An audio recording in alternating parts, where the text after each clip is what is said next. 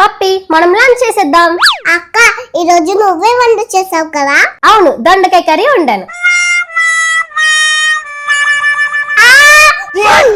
కారం కారం నోరు మండుతుంది. ఇదేంటి ఇలా అరుస్తుంది? నిజంగా అంత కారం ఉందా? సరే మనం కూడా చూద్దాం. అసలు కారమే లేదు కదే, మామూలుగానే ఉంది. ఏలక్క చాలా కారం ఉంది, తెల్లబున్నా. నేను కారం ఎక్కువ వేయలేదు, కానీ చిన్నపిల్ల కదా పాపం ఈ కారం కూడా తట్టుకోలేకపోతున్నట్టుంది. దాన్ని ఎందుకులో ఇబ్బంది పెట్టడం. సరే అయితే నీకు ఫుడ్ ఆర్డర్ పెట్టేస్తానే. 1 hour later. పప్పి నీకోసం బిర్యానీ పెట్టాను, వచ్చేసింది. తిను.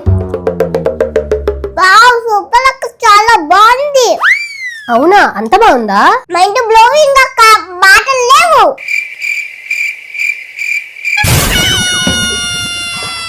అబ్బా పప్పి ఏంటిది ఇంత కారంగా ఉంది?